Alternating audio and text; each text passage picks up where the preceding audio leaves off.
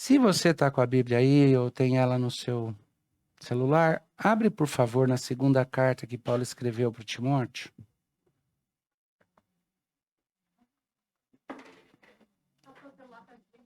Ah, sim, os celulares estão desligados, essa é uma boa ideia. Então escuta com muita atenção. No domingo que vem eu providencio umas Bíblias aí. Paulo está escrevendo para Timóteo, um jovem pastor.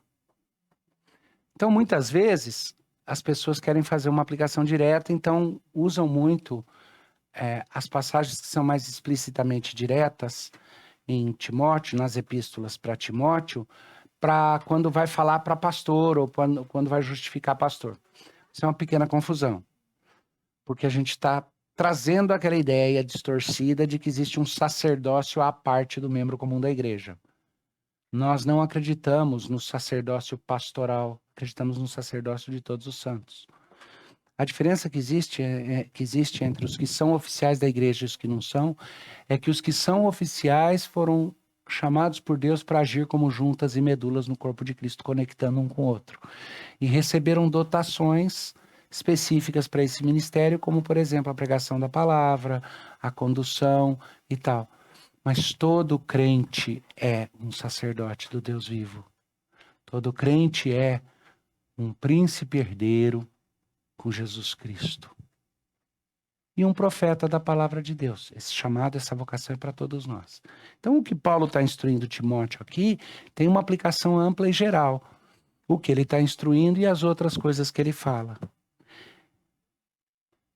Ele diz assim, ele começa falando, olha, eu lembro de você com tanto carinho. Eu vi você chorando. Eu tô doido para te dar um abraço, porque eu sei que os tempos estão difíceis. Mas você sabe que eu tô preso. Tá complicado.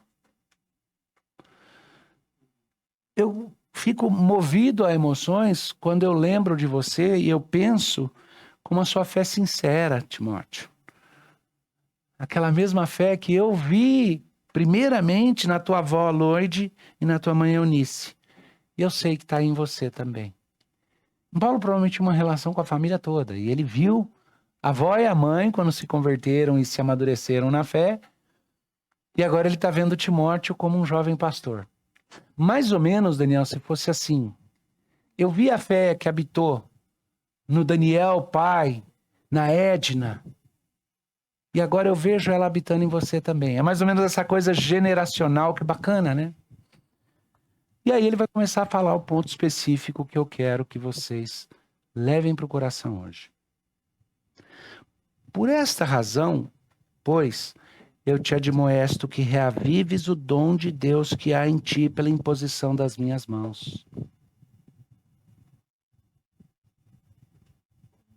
Interessante, né? A autenticidade da fé de Timóteo é a base que Paulo vai usar, o afeto que ele tem por Timóteo, o fato de que ele sabe que a fé de Timóteo é sincera, é a base que ele usa para virar e falar: reaviva o dom que você tem, que foi recebido pela imposição de mãos.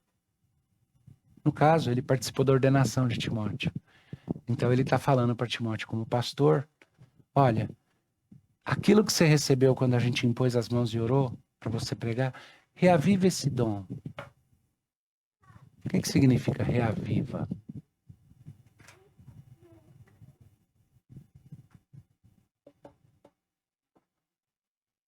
Você reaviva alguma coisa que está um pouquinho menos que vivo, certo? Você anima alguma coisa que está um pouquinho menos que animado. Eu não creio que Paulo está escrevendo isso porque Timóteo está vivendo em pecado ou se esqueceu de quem ele é. Eu creio que Timóteo precisava do encorajamento. O chute no traseiro para mim há 10 dias atrás, olhando para essa passagem, quando decidi que ia pregar nela. Foi um chute nos fundilhos meus mesmo. Porque eu vi claramente, reaviva o dom que há em você. Nesses tempos, em vez de desânimo, você precisa redobrar o ânimo. Porque você vai ter que instruir o povo de Deus em momentos mais complicados, onde a fé vai ter preço. Mas se só estiver falando para mim como pastor, é importante que me edifique primeiro para que eu possa passar para vocês. Mas não pode parar ali. Senão eu vou chegar aqui e contar para vocês como eu fui edificado. E aí vem a pergunta, o que é aqui a transformação agora para vocês? Me permite fazer o sacrilégio de me colocar no lugar de Paulo aqui por um instante. Paulo vira lá para Timóteo e fala, reaviva o dom que eu te dei por imposição de mãos.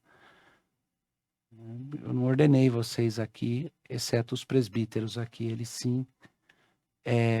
Espero um dia impor as mãos e ordenar o Daniel num culto bem bacana, com todos vocês juntos, quando ele terminar o preparo dele para o pastorado, que ele já está na metade. Mas não dá para carregar a analogia de forma completa. Ou dá? Dá. Porque assim como Paulo está falando, Timóteo, reaviva o que você recebeu ali de dom para te capacitar para o ministério.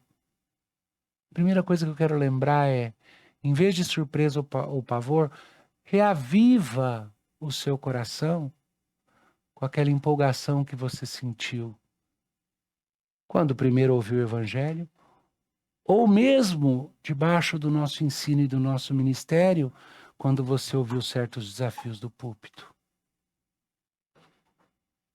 Mas deixa eu continuar. Porque Deus não nos deu, essa é a razão, tá? Porque Deus não nos tem dado espírito de covardia, mas de poder, de amor e de moderação. Opa, aí ficou mais pesado, porque eu não vou trabalhar só por analogia. Eu vou dizer que a justificativa que Paulo está dando para dizer para Timóteo, reanima o dom que você tem. É porque Deus nos deu um espírito que não é de covardia. Querido, querida, reanima o seu coração.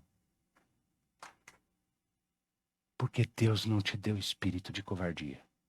Deus te preparou foi para tempos como esse. Olha o que ele continua aqui dizendo.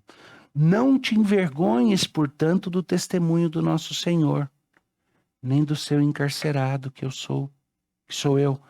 Pelo contrário, participa comigo dos sofrimentos a favor do Evangelho segundo o poder de Deus. Uau! Reanime-se. Presta atenção, reanime-se. Deus te deu um espírito que não é de covardia, você tem isso, ele te deu. Ele nos deu um espírito que é... Quais são as 3 coisas que ele fala? Poder, amor e moderação.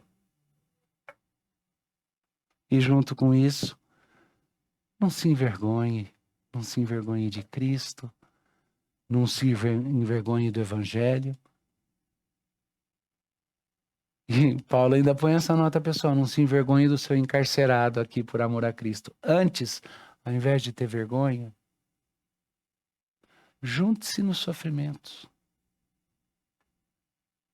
Se chegarmos a um ponto onde ser um seguidor de Cristo seja vergonhoso,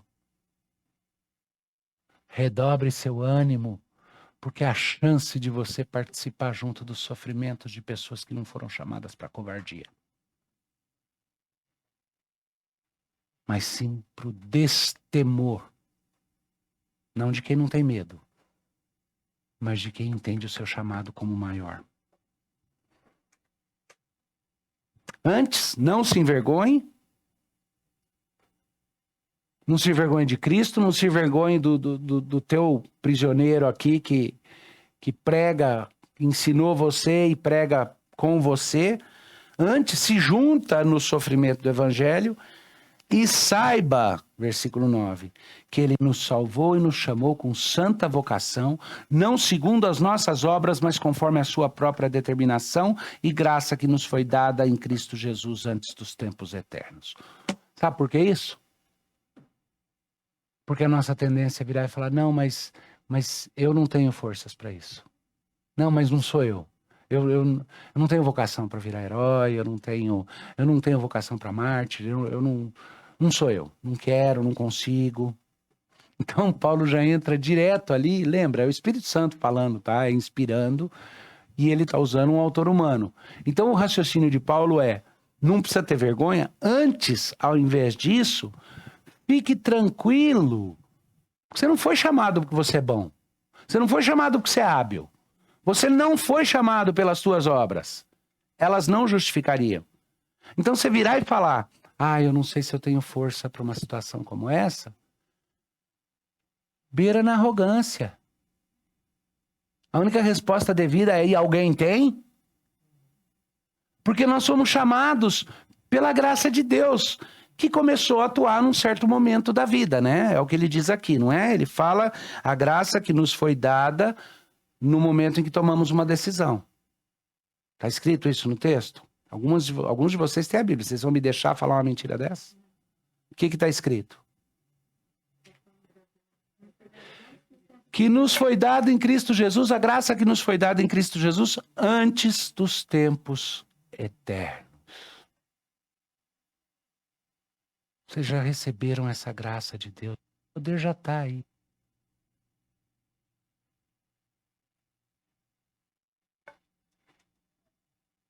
Você tem o empoderamento gracioso de um Deus que nos recebe, nos perdoa e nos cobre de graça. E nos deu um espírito, ele já nos deu um espírito de coragem,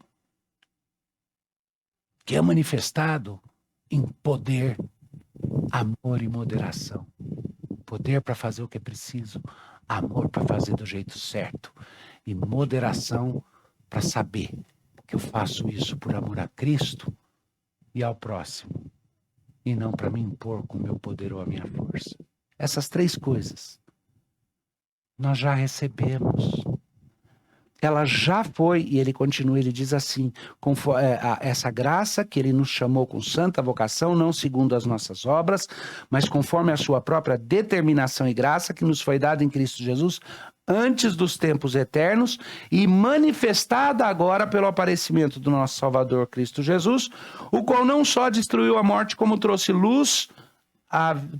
luz a vida e a imortalidade mediante o Evangelho. Notou por que eu fico insistindo? A igreja não está aqui para salvar vidas? Jesus já venceu a morte. Eu não quero ver mais gente querida morrer. Foi um baque o Luiz Carlos essa semana. Estava com a gente como nosso contador, amigo e um presbítero parceiro desde o comecinho da igreja. Uma das pessoas que eu chamei, ele era o nosso contador. Ele faleceu de Covid essa semana. Ele já estava doente antes. A esposa continua lutando. Foram outros amigos essa semana. Outras pessoas que ainda estão vivas, mas estão lutando. Tarcísio, que foi professor do Jumper, meu colega, meu amigo, meu irmãozão. Colega de guerra, a batalha de 2001 lá, pela identidade teológica da IPB, ele era parceirão nosso. Tá no hospital. Eu olho para essas situações, não é fácil dizer nosso propósito não é salvar vidas, porque a nossa vontade é olhar para a nossa vida biológica e saber que ela é importante, a vida é preciosa.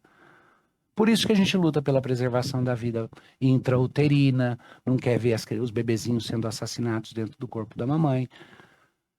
Por isso que a gente diz que o assassino tem que ser colocado à morte, porque ele atenta contra a imagem e semelhança de Deus, ele tem que ser tirado da condição ou situação para continuar matando outros. É a posição consistentemente pró-vida. Sei que quando isso daqui for online vai irritar muita gente. Mas quando Paulo instruindo Timóteo aqui, e o que eu quero que vocês peguem são algumas nuances aqui que são diferentes, que são distintas. Essa graça que nos foi dada na salvação em Cristo Jesus, que deve funcionar como algo que nos dá coragem, ela é manifestada pelo aparecimento de Jesus, ela estava escondida, quando Jesus veio, ele manifestou. Mas olha o que diz aqui. E ao manifestar-se, ele trouxe à luz, ele fez aparecer, ele fez ficar patente e óbvio aquilo que devia subjazer as nossas vidas de forma completa. Aquilo que nós devíamos falar. Sim, isso é a minha bandeira. Esse é o meu bastão. Porque Cristo manifestou em ele não só destruiu a morte, eu não temo mais a morte. Mas ele nos deu vida e imortalidade mediante o evangelho. É isso que a igreja prega. A igreja prega no meio de uma pandemia onde as pessoas estão com medo de morrer, e a igreja diz: é horrível e vamos fazer de tudo para você não morrer, mas tem algo mais importante do que não morrer. É lembrar ao mundo que está todo mundo em cuidado paliativo. O mais jovem aqui não vai durar mais que 100 anos se tudo continuar como está. Não, talvez 105 anos, porque essa geração dos bem pequenininhos aqui, há estimativas de que possa ser uma geração mais longeva. Depende. Porque a situação, os modelos médicos todos vão ter que ser reajustados para a nova situação de mundo que a gente está vivendo. Por exemplo, essa geração que devia ser uma geração primariamente centenária, já não sei, porque eles já perderam momentos cruciais de desenvolvimento de resistências e anticorpos, eles já tem uma série de prejuízos que a gente não vai saber por quanto tempo ainda, não vamos entender o que vai ter de impacto lá no futuro. Mas é uma digressão isso daí. Vamos lá, vamos de volta. Que viva 110 anos, que o mais novinho de nós aqui, que eu creio ser ele, viva mais 110 anos. É pouco. A maioria de nós não vive tudo isso, não. Eu estou falando para a Adriana se preparando. Ela fica brava quando eu falo que ela vai ficar uma viúva bonita, ela fica brava. Ai. Mas é isso que a igreja prega. Nós queremos a preservação da vida. Nós pregamos a derrota da morte. É outra coisa, não é a mesma coisa. Salvar vidas é um paliativo. Derrotar a morte é um ato definitivo. E Cristo já fez por nós. E ao fazê-lo, ele manifestou para nós, ele fez ficar claro que mais importante do que todas as coisas são, olha a tríade aqui, a vida e a imortalidade mediante o evangelho. Vida real. O que vocês acham de alguém que, para salvar vidas, está disposto a parar de viver a vida?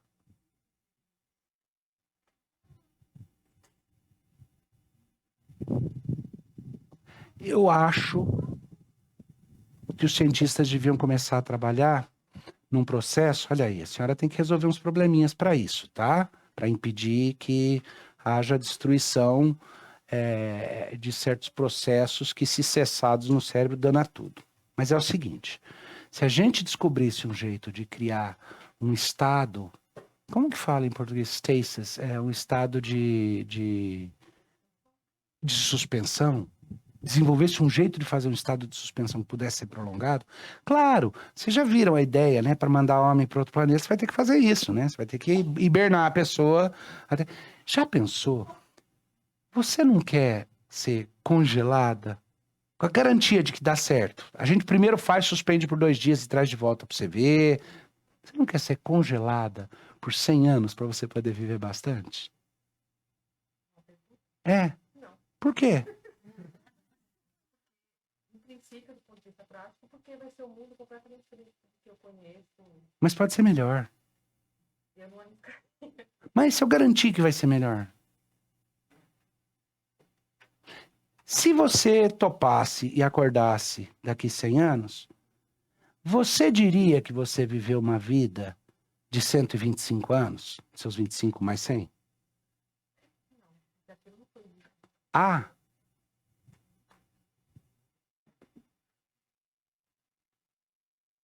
Eu não vou desenhar, eu respeito vocês demais. Salvar a vida parando de viver não é viver. Certo? Tem um jeito da gente realmente controlar a epidemia? Tem. Mas aí não é lockdown só, porque você vai pegar de algum outro jeito. Não, tem que parar tudo mesmo, tem que achar um estado de semi-suspensão. Ou, sei lá, como disse um vereador aí, propôs numa cidade, não é piada, tinha que pegar os fazendeiros que têm os aviões de pulverizar na safra agrícola e pulverizar a cidade com álcool. Foi em Canoas? Para matar o vírus que está suspenso no ar. Eu acho que deviam fazer isso em Brasília, mas antes tinha que tirar meu cunhado, os parentes, pais da Adriana, todo mundo de Brasília. Aí passa os aviões da Força Aérea pulverizando bastante álcool lá. Né? Não falei isso. Não falei isso, não me encrenca, porque isso daqui é público. Mas falando sério, o ponto é esse. Quando nós recebemos em Cristo, mediante o Evangelho, a consciência de que ele já derrotou a morte e de que no lugar da morte, o que ele abriu para nós é vida e imortalidade. Eu vou ser cuidadoso com o meu corpo, com a minha saúde e com a de vocês, mas por motivo utilitário, de certa maneira, porque é o veículo no qual Deus me chama para ação nesse mundo. Falando com sinceridade, eu disse para vocês domingo passado, e fico meio encabulado de falar isso na Câmara, mas algumas pessoas comentaram, você perdeu peso. Sim, eu tô entrando em forma porque eu acho que vem tempos difíceis pela frente, eu preciso estar com saúde para ajudar a cuidar de vocês e da minha família. A motivação é essa, é utilitária. É um meio para um fim. Mas para todos nós, a nossa coragem depende de entender que em Cristo, a nossa visão hoje de preservar a nossa vida física é utilitária. Eu quero preservar esse corpo porque mediante ele eu vou ter uma ação no mundo que antecipa a eternidade. Mas eu já vivo para a imortalidade. Esse corpo é como aquele carro que eu sei que eu vou ficar alguns anos com ele, eu preciso cuidar dele. Depois ele vai passar por uma reforma completa. Mas eu quero esticar o tempo que dá para usar esse carrinho aí, né? Esse daqui tá meio velho, mas ainda dá para usar um tempinho. Tá? Isso muda a perspectiva, e quando Paulo fala de coragem aqui, ele tá falando nessa base. Deus não nos deu um espírito de temor, mas sim de poder, tá? De amor e de moderação, porque já aprendemos em Cristo o que é viver à luz da eternidade. Esse é o encorajamento que a gente precisa, esse é o encorajamento que vocês precisam como igreja, para não temer o que quer que venha pela frente. Tá? Vamos continuar, porque o texto ainda é mais explícito.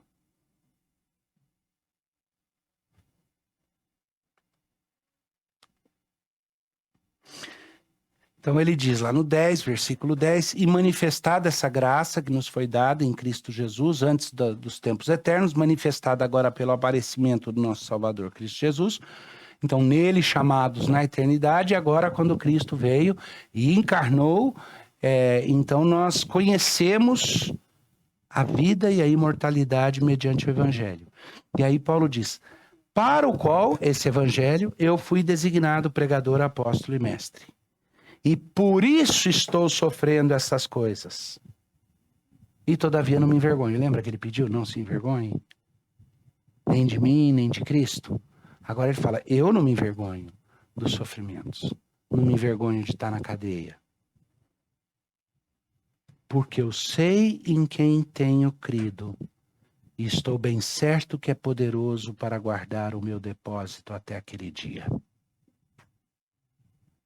Eu tenho visto a apostasia que está acontecendo dentro da igreja, é de muita gente, e uma frase não me sai da cabeça, de alguém que foi colega, chegou a ser colega de classe, foi colega do meu pai no curso dele, amigo, a que eu recebi 2 anos atrás, no Mackenzie, com muito carinho. Declaração dele explícita. O evangelho que eu preguei até hoje era verdadeiro e sincero, mas Hoje eu tenho descoberto que ele era incompleto, porque faltava o componente de justiça social e racial. O evangelho que eu vivi era incompleto, porque faltava um componente de justiça racial e social. Então, justiça racial ou social, quer que seja, não é mais um subproduto de ter uma vida transformada em Cristo e querer viver pelos valores do reino. É um complemento necessário para que o evangelho seja completo. Meu Deus do céu. Isso é apostasia. Não estou dizendo que em tudo apostatou. Porque muita gente que souber de quem eu estou falando vai fazer essa conexão, não.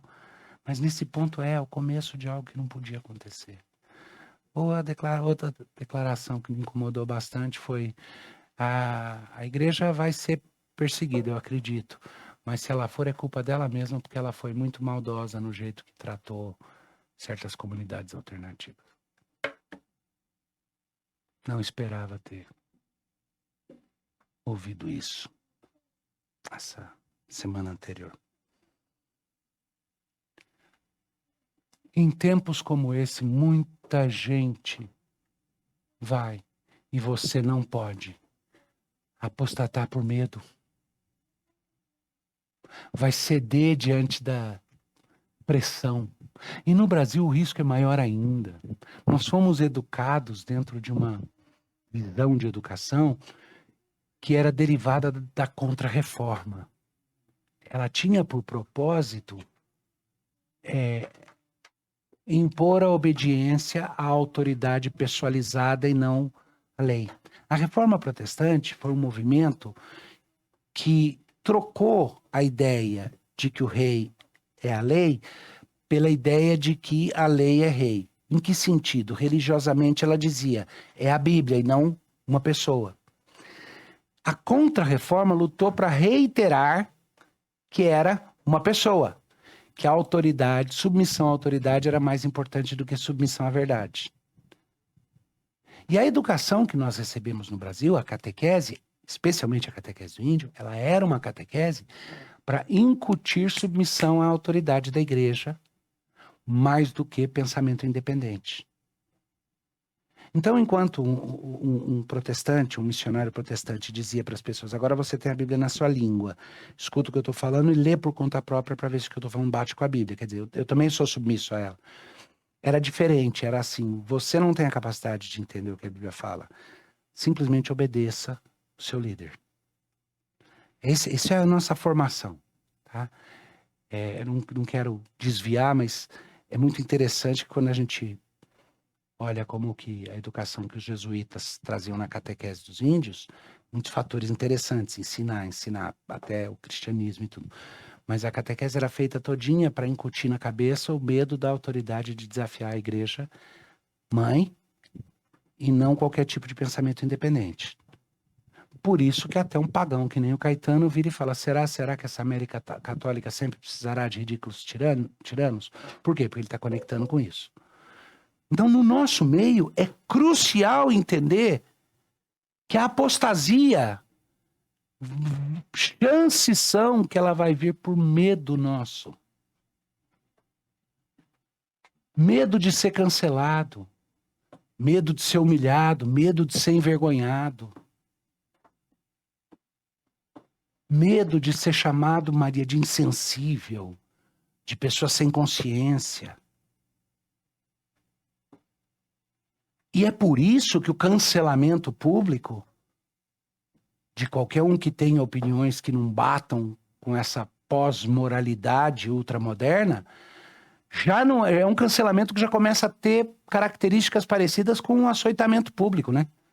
Você não pode só criticar a pessoa, você tem que acabar com ela. Artistas estão sendo cancelados. Tenho certeza que alguns de vocês até devem ter dado um empurrãozinho para cancelar aquela moça lá, que eu não vi, mas meus filhos me contaram que tinha uma moça no Big Brother que achava que estava matando a pau e, na verdade, até a esquerda já estava cancelando ela. No final tiveram que pedir para com isso, porque vai acabar com ela. Já tinham cancelado contratos e tudo, e ela sem saber lá o que estava acontecendo. Vocês devem saber dessa história. Isso dá medo na gente. E se eu for cancelado?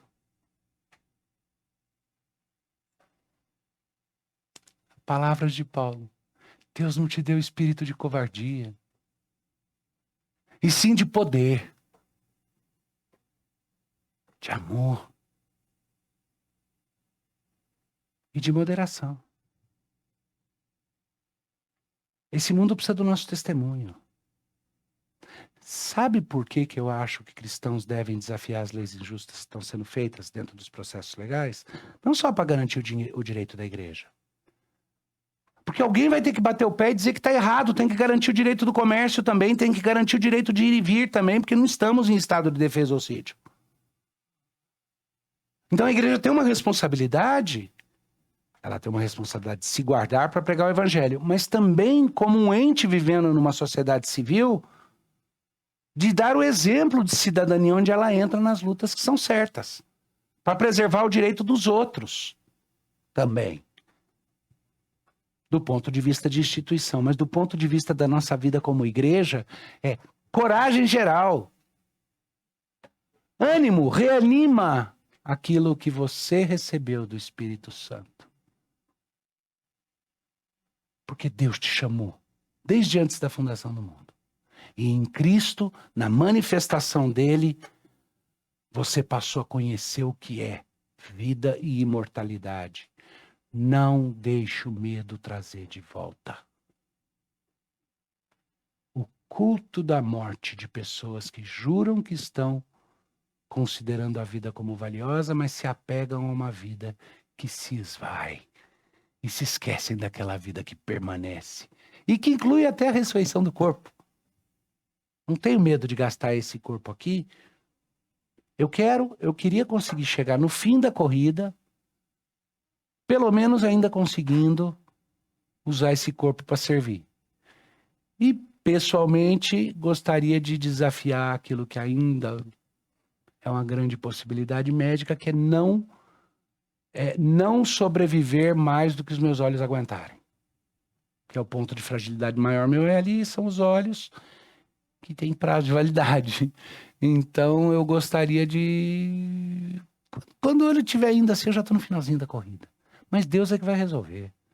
Ele resolver que eu vou ter que viver aí 100 anos e 30 deles sem olho, ok. Ou vai ver que vão fazer um olho biônico para mim. Agora tá ficando mais difícil. Mas o ponto não é esse. O ponto é que para todos nós nos apegamos a uma vida perene, a imortalidade que Deus nos deu e que nos torna independentes e destemidos, porque nós não temos medo nem de quem pode nos ferir o corpo ou algemar ou até tirar a própria vida, porque somos imortais. E somos convidados para viver já à luz dessa imortalidade. Mas não a imortalidade dos filmes e dos livros que torna aqueles que são imortais como os reis da terra. A imortalidade com Cristo, que é o verdadeiro rei. E nós como príncipes, co-herdeiros com ele. É isso. Paulo continua. Quero fechar aqui com os versículos finais e o comecinho do que outros dividem como outra seção, que eu creio que está ruim a divisão. Ele diz assim: por isso estou sofrendo essas coisas, eu voltei para o 12, todavia não me envergonho, porque sei em quem tenho crido, e estou certo de que ele é poderoso para guardar o meu depósito até aquele dia. Depósito de quê? Paulo fez um depósito? Não, a minha fé, o meu investimento de fé. Eu sei em quem eu tenho crido e sei que ele vai preservar a minha crença até aquele dia. Meu depósito de fé. Aí vem as instruções diretas para Timóteo. E essas são diretas para nós como igreja. Mantenha o padrão das sãs palavras que de mim ouviste, com fé e com amor que está em Cristo Jesus. Cuidado, boquinha, o que diz. Mas não é só mantenha o padrão das sãs palavras ao não falar aquilo que é torpe. É ao falar aquilo que é bom, verdadeiro. Ele não está falando, ele está falando de doutrina. Está falando de preservação da doutrina. Mantenha o padrão das sãs palavras que de mim ouviste com fé e com amor que está em Cristo Jesus. Guarda o bom depósito mediante o Espírito Santo que habitou entre nós. Aí Paulo está fazendo aquelas chamadinhas, né? Você notou que 2 ou 3 vezes ele joga alguma coisa para a relação dele com Deus e ele joga essa coisa para a relação de Timóteo com Deus ou com ele, né? E aqui ele faz a seguinte inversão. Deus, eu sei que Deus vai guardar o meu depósito. É porque eu sei em quem eu creio. Agora, você precisa também guardar fielmente o depósito que o Espírito Santo fez em você. A tua fidelidade, a tua fé. Saiba em quem você tem crido e guarde.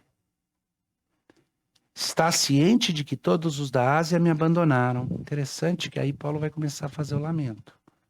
Dentre eles, cito Figelo e Hermógenes.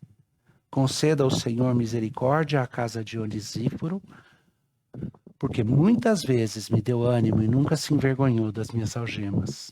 Antes, tendo ele chegado a Roma, me procurou solicitamente até me encontrar. O Senhor lhe conceda, naquele dia, achar misericórdia da parte do Senhor. E tu sabes melhor do que eu quantos serviços me prestou ele em Éfeso. Notou o tom? Volta a ser pessoal aqui. Ele estava falando da coragem, tudo ele volta a ser pessoal. E aí ele continua. Tu, pois, filho meu, fortifica-te na graça que está em Cristo Jesus. E o que de minha parte ouviste através de muitos testemunhos, isso mesmo transmite a homens fiéis e também idôneos para instruir a outros. Participa dos meus sofrimentos como um bom soldado de Jesus. Nenhum soldado em serviço se envolve em negócios dessa vida, porque seu objetivo é satisfazer aquele que o arregimentou. Igualmente, o atleta não é coroado se não lutar segundo as normas. O lavrador que trabalha deve ser o primeiro a participar dos frutos. Pondera o que acabo de dizer, porque o Senhor te dará compreensão de todas essas coisas. Eu confesso que esse finalzinho é o lugar onde o salto fica um pouco mais complicado. Ele dá esse desvio pessoal e fala das pessoas que o prejudicaram e das que ajudaram. E aí ele vira e fala, mas por você eu tenho plena confiança. Já declarei que eu sei que Deus vai guardar o meu tesouro e eu sei que você vai guardar o depósito que Deus pôs em você. Mas eu quero que você haja assim. E aí ele descreve um curso de ação que tem muito mais a ver com caráter. A coragem que me leva a agir por caráter. E por incrível que pareça, ele continua, e aqui eles fazem a transição na divisão, que é posterior ao texto, o texto original não tinha essa divisão, divide em capítulo, como se estivesse mudando de assunto. Eu não creio, e a prova de que não está é, tu, pois geralmente está conectando, é uma conjunção com o que estava vindo antes. Então ele diz, fortifica-se na graça e prepara outras pessoas para que passem isso adiante. E aí algum aviso técnico. Um soldado, e aí de certa forma ele está falando mais específico para Timóteo, nenhum soldado em serviço se envolve em negócios dessa vida. Ou seja, não se distrai com as outras coisas. Não. Os momentos em que de uma forma ou de outra me foi proposto ou desafiado de alguma forma ou outra assumir alguma responsabilidade pública relacionada a governo, a gestão, esse tipo de coisa, eu sempre disse, o único jeito seria sair do ministério, pelo menos temporariamente. Porque um soldado em exercício não vai se envolver com outras distrações. Tentar carregar 2 espadas ao mesmo tempo. Uma só. Essa é a do ministério. Nos momentos cruciais e nos momentos nos quais a sua coragem vai ser demandada, é importante que vocês priorizem o que realmente é importante. Vocês não vão deixar de ter a vida profissional e tudo o que precisa ter. Mas precisa saber que vocês são soldados progressivamente sendo chamados para estarem mais na ativa. Pode parecer que vocês estão na reserva hoje. Mas vocês estão sendo convocados mais e mais para ativa. A igreja toda vai ouvir essa convocação do Senhor à medida que ficar mais custoso preservar o depósito da fé que nós recebemos. Vai ficar mais custoso do lado de dentro, porque a gente vai enfrentar o ridículo, o cancelamento. Vai ficar mais custoso do lado de fora. Porque todo mundo está falando, ou muita gente está falando possível incipiente perseguição, que por enquanto ainda é simbólica, mas que pode vir pela frente, tudo, né? Aí você está sempre falando de uma perseguição externa, extra-igreja. Não, está ficando mais difícil porque à medida que a apostasia vai acontecendo, isso deixa pessoas tremendamente irritadas quando você não legitima aquilo que eles estão dizendo. Então você vai se tornando alvo do ridículo. Me cortou o coração ouvir alguém que eu, pela graça de Deus, discipulei, preparei, treinei. Vomitar a ira num artigo essa semana, fazendo acusações fortes de que aquelas pessoas que o prepararam, o treinaram e amaram nos momentos difíceis representavam um fundamentalismo antibíblico porque achavam que a Bíblia era a palavra inerrante de Deus, representam uma ameaça para a sociedade, porque são pessoas que são nada mais do que farisaísmo em vestes modernas. Dá para ver de quem que ele estava falando, meu coração quebrou porque é alguém que eu amei como filho. Até nos momentos em que jogou a vida dele no ralo, amei como filho e cuidei. Cortou o coração. Mas me acordou para o fato de que não é só que a apostasia é um desafio à nossa fé. Quem não entrar no jogo... Sabe aquela história de 4 amigos que se reúnem para fazer coisa errada e um deles resolve que não vai fazer, eles ficam furiosos, porque se ele não fizer, eles vão se sentir julgados. E aí os 3 passam a lutar para o outro fazer também. Brigar e pressionar. É isso. Vocês vão ser pressionados dentro da igreja. Nós vamos ser pressionados. E quando Paulo está dando essa instrução, ele diz...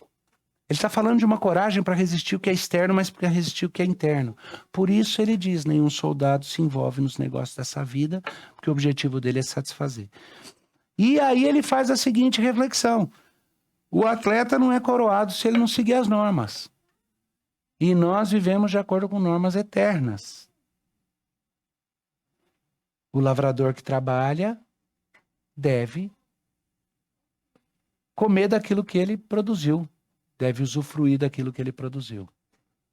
E aí fica meio confuso, né? Ainda mais quando Paulo vira e fala isso. Se você não entendeu, lê de novo e pensa a respeito que você vai entender.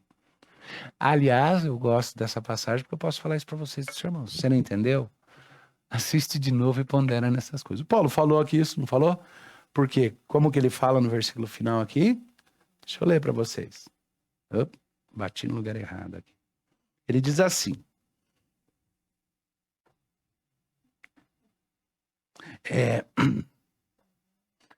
Pondera o que acabo de dizer, porque o Senhor te dará compreensão de todas as coisas. Medita a respeito, pensa a respeito, rumina nisso, porque Deus vai te dar compreensão. A gente está falando isso para Timóteo. É lógico que Timóteo está muito pertinho ali, tinha uma perspectiva pequena de tempo. A gente tem visto que a igreja viveu, a gente conta com o benefício de ter isso daqui escriturado por anos para ser olhado e para ser visto. Não é necessariamente uma garantia de que a gente vai ter mais entendimento que Timóteo, certamente não mais que Paulo, né? Falou, aprendeu de Jesus no deserto de forma direta, mas um dia a gente chega lá. Nós vamos ter milhões e milhões de anos para aprender de Jesus também. Mas ele termina dizendo, olha, pensa bem a respeito dessas coisas porque elas são importantes. É um sinalzinho que ele está dando. Ele tá aludindo aqui às 3 coisas anteriores, os 3 exemplos anteriores que ele fez. Do soldado que não se distrai, do atleta que obedece às regras e do lavrador que não tem medo de comer o fruto daquilo que ele plantou. Eu entendo que o que Paulo está querendo que Timóteo tenha é o tipo de independência necessária para alguém que considera que as amarras dele com o mundo são amarras de responsabilidade, amor responsável, de serviço. mas que não são amarras de temor ou medo. Por isso que é possível ter coragem. Deve ter, e com certeza tem outras implicações ali. Mas o que eu queria trazer para vocês hoje é esse desafio. Anime-se e se encha daquela coragem que Deus dá. Nesse espírito, o seu espírito de destemor, é porque você sabe em quem tem crido. Sabe que ele guarda o depósito. Sabe que o seu desafio é guardar o depósito. E que você tem um compromisso com este mundo, com essa sociedade, do ponto de vista da responsabilidade de amor. Mas você é livre em Cristo. Não deve. Não tem dívida, ela foi paga por Cristo. Não deve ter vergonha e não tem razão para ter vergonha. Porque o teu lado vence no final. Não tem outra alternativa. Então, coragem. Nós temos o segredo da vida e da imortalidade. E na pregação do Evangelho para outras pessoas, nós vamos chamar a Cristo outros eleitos que ainda não sabem de sua própria eleição e que precisam ser acordados para aquilo que Cristo trouxe à luz quando nos deu. A revelação dos mistérios da vida e da imortalidade, daquilo que transcende até mesmo essa vida. E por isso nos faz displicentes e responsáveis com essa vida e com esse corpo, né? Não. Que era um instrumento bem mantido, lubrificado, limpinho e organizado para ele estar funcionando na melhor performance que for possível, porque tem um trabalho a fazer. Mas é para gastar mesmo. Calvino escreveu uma carta para Pierre Viret, um grande amigo dele. Pierre Viret, o reformador de Lausanne, Calvino, o reformador de Genebra. Eu postei para o conselho da igreja, eu vou ler para vocês. É uma carta curta, na qual eles estão lidando com a peste lá. Vocês sabem que o Brasil já teve, já passou, mas 110 anos atrás, por aí, uma epidemia que matou 45 milhões de pessoas, né? Alguém me mandou uma foto de uma propaganda de jornal com as instruções sanitárias. Vários de vocês devem ter visto isso. Muito curioso. Boas, né? Basicamente o que está sendo dito ali, exceto do que era, que mandava tomar sal, alguma coisa, se fazer gargarejo com sal. Mas sei lá, vai ver que é bom. Mas a Suíça era a peste negra. Retorno da peste. Bubônica, né? E aí o Calvino colocou isso daqui.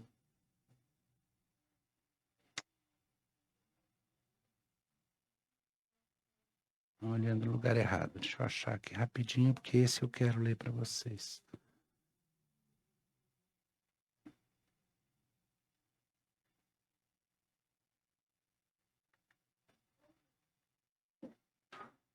Tá aqui. Olha que interessante. Aqui também a peste começa a se tornar mais violenta. E poucos que são de alguma forma afetados por ela escapam. Determinou-se que um dos nossos colegas, dentre os pastores de Genebra, deveria atender os doentes. E porque Pedro se ofereceu, todos prontamente concordaram. Mas se algo acontecer a ele, eu temo que eu deverei tomar sobre mim mesmo o risco, pois como você mesmo observa, somos devedores uns dos outros. E não devemos faltar com aqueles que mais do que os outros necessitam do nosso ministério. Contudo, não é minha opinião que enquanto desejamos prover para uma porção, estejamos livres para negligenciar o próprio corpo da igreja. Mas enquanto estivermos nesse ministério, não vejo que qualquer pretexto nos aproveitará se pelo medo da infecção formos achados faltosos no desempenho do nosso dever. Quando há maior necessidade da nossa assistência. É a carta de Calvino para Pierre Viret, explicando a posição dele. Interessante, né? Esse mundo precisa da gente agora. E vai precisar. Coragem. Fortalece aquilo que vocês têm recebido como dom do Espírito. Reflete nessas coisas, pensa. Me permita a brincadeira, pensa para descobrir se você é lavrador, atleta, ou lutador, ou soldado, porque cada um de nós recebe dons diferentes e é chamado para participar nessa batalha junto, contribuindo cada um de acordo com aquilo que recebeu de Deus. Quando pessoas vão criar grupos de resistência para sobreviver a tempos difíceis, geralmente uma das coisas que se presta atenção é descobrir quais são os talentos específicos de cada um para cada um poder fazer sua parte. De forma mais ampla, não como se fôssemos virar um grupo de sobrevivência, ainda, né? Vai pensando. O que vocês trazem, o que cada um tem como área mais forte para contribuição, para dentro da igreja, para a gente impactar com coragem esse mundo. Mas vamos ficar firme, sem temor. A batalha já está vencida.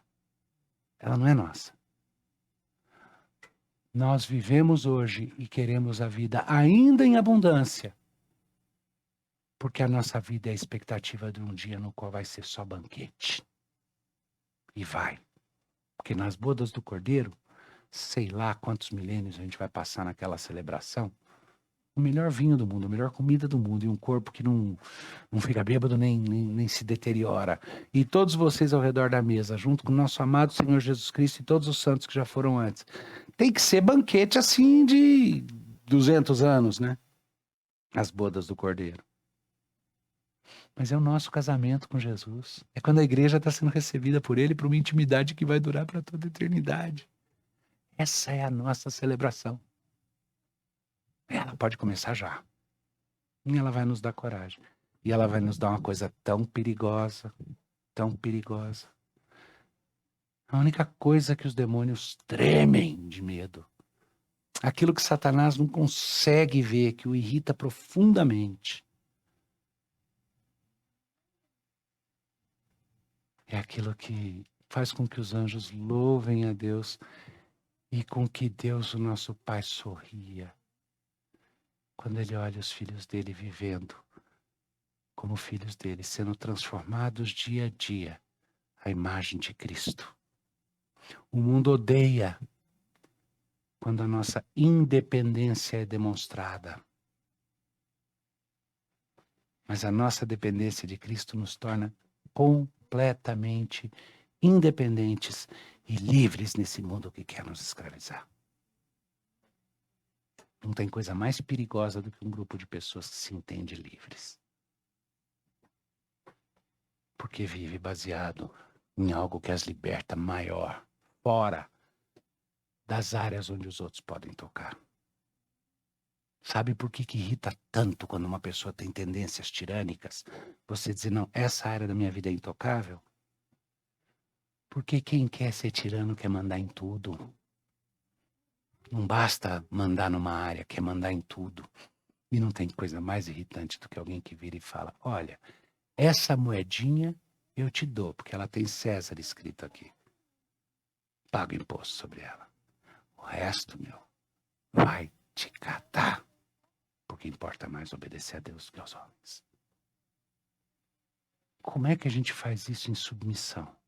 Com espírito de coragem, de amor e de moderação. Então talvez o meu vai te catar aí seja uma falta de moderação se não for entendido como uma mera expressão de linguagem. Não deixa passar como só uma forma de expressão, para efeito de expressão. Porque deve haver da nossa parte a moderação, de pessoas que em outras coisas sabem se submeter às autoridades. Mas tem coisa pior do que virar para uma autoridade e falar, até aqui eu me submeto, porque Meu rei disse que até aqui você de fato tem esse mandato. Mas você está passando daqui, sinto muito, não. Tem coisa mais irritante, mas tem coisa mais poderosa do que um grupo que tem a independência para fazer isso. O mundo tem sido virado de cabeça para baixo por pessoas que têm essa postura e essa posição. Que Deus nos permita sermos pessoas assim. Que a gente, por menor que seja o grupo de pessoas, tenha condições de ser parte de um movimento que não é pequeno, que é global. De homens e mulheres e crianças. Que vão ter que chegar mais perto um do outro por causa da presente situação. Essa é uma das coisas interessantes. Porque quando você corre para os braços do papai, para não ter temor, para renovar a coragem, os filhos ficam mais perto uns dos outros também, não ficam? Tem 3 crianças correndo no braço do papai ao mesmo tempo, vai ter que pular todo mundo no braço dele assim, vai ficar todo mundo juntinho. Vamos orar? Eu rogo por cada um dos meus irmãos aqui, Pai. Te peço pela tua igreja. Sê conosco e nos preserva. Dá uma comunhão gostosa ao redor da mesa, mesmo que divididos nos pequenos grupos. Nos conforta e encoraja, Senhor. Nos prepara.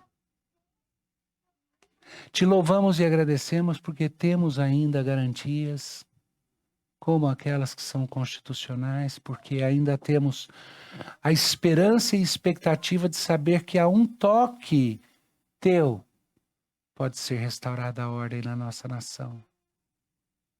Essa pandemia pode ser extinta e podemos, Senhor, ganhar um período de sobrevida e de prolongamento no qual a igreja possa prosperar.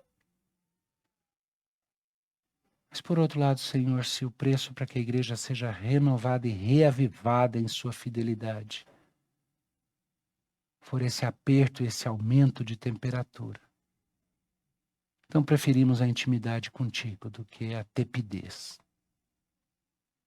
Não queremos nunca ser mornos. Então estamos nas tuas mãos, ó Pai. Guarda cada um dos meus irmãos queridos aqui, no retorno para casa, guarda aqueles que estão distantes, viajando, que não podem estar conosco. No nome de Jesus. Amém.